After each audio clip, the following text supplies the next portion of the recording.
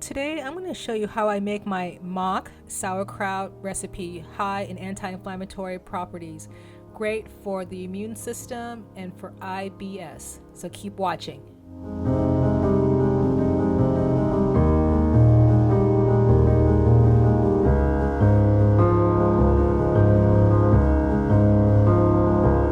So I call this a mock sauerkraut because it's actually pickled with apple cider vinegar and not fermented as with traditional sauerkraut.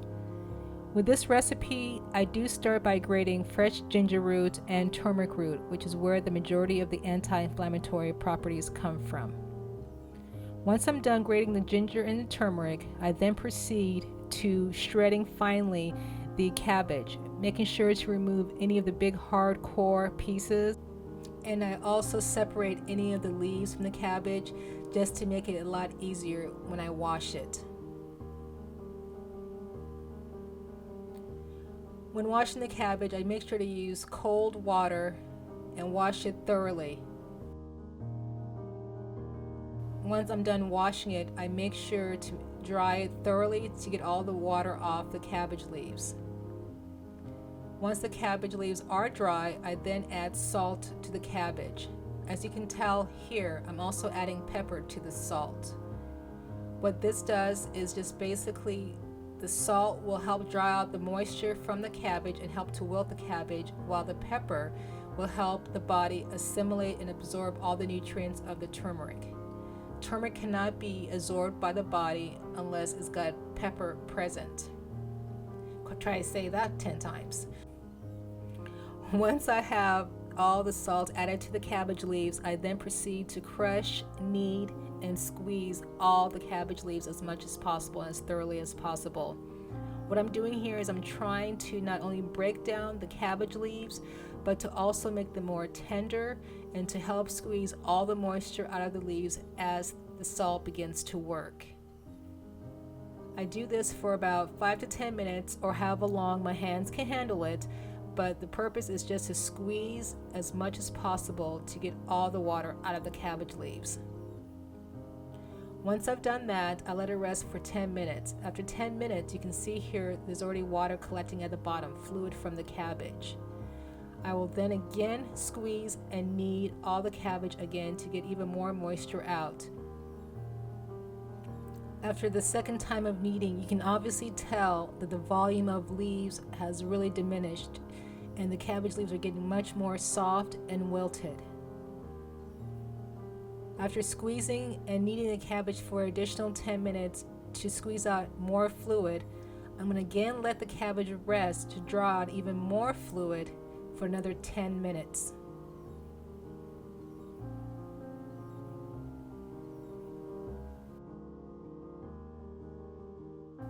Now after the additional 10 minutes, you can tell that the fluid at the bottom of the bowl has nearly doubled.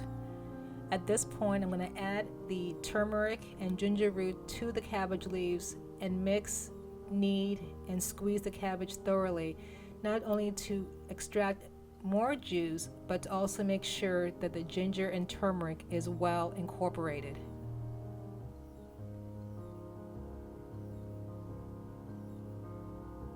And now this is where I add the apple cider vinegar. Again, this makes it a mock sauerkraut, since the apple cider vinegar prevents fermentation but works as a preservative and also adds further anti-inflammatory properties. Once this is thoroughly mixed, I'm going to jar the cabbage in a jar that I've labeled the date of the jarring process. I'm also going to weigh down the cabbage leaves under the fluid with this glass weight. As you can tell here, there's a lot of fluid that's come out, also in conjunction with apple cider vinegar. And I'm going to proceed by putting the wilted and bruised cabbage into the jar as thoroughly and as deeply as possible.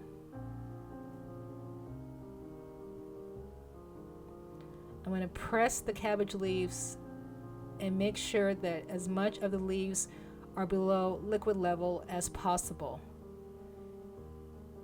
So I'm just going to continue to fill the jar with all the cabbage leaves. And as you can tell, that one head of cabbage will fit into this one jar. I'm cleaning off the cabbage leaves from around the edge of the glass and continually pressing it underneath the fluid as much as possible. I'm going to top off the leaves with more fluid just to make sure all the leaves are submerged. I'm then going to add this glass weight, making sure not to spill any excess fluid out, but use the glass weight to press down and weigh the cabbage beneath the fluid. I'm going to pick out any excess leaves that are not submerged into the liquid and go ahead and proceed by putting the jar on as well. I then put the jar into my pantry and let it pickle for about 2.5 weeks.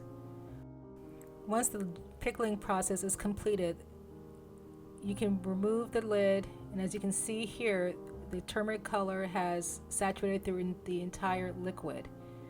I remove the weighted glass and I put this in the refrigerator until I'm ready to use it. I love using it with my bratwurst here with mustard, Swiss cheese, and little horseradish for anti-inflammatory benefits as well. And I also like to make my homemade Reuben sandwich with my homemade Thousand Island dressing. Pete just loves this. I could eat this all day long. If you also want the recipe for this homemade Reuben sandwich with the homemade Thousand Island dressing, I'll include a link down below in the descriptions as well.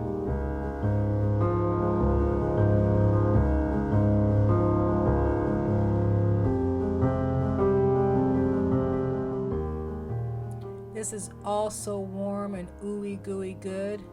I also like to pair it with a little bit of Chinese shrimp chips as well, as a nice umami flavor to the sandwich also.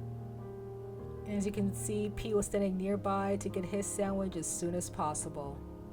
And trust me, this sandwich is as good as it looks. I love adding variety to my anti-inflammatory diet, and this definitely does the trick. If you want to add this recipe to your repertoire, just feel free to click the link down below for the full recipe on my blog. And again, thank you so much for the support. And if you know somebody else who could also benefit from this recipe, please share the love. And don't forget to hit that notification bell so you don't miss any more recipes like this. As always, thank you so much for your time. I hope you found this enjoyable and pleasurable, and I can't wait to see you next time. Have a great week. Bye-bye.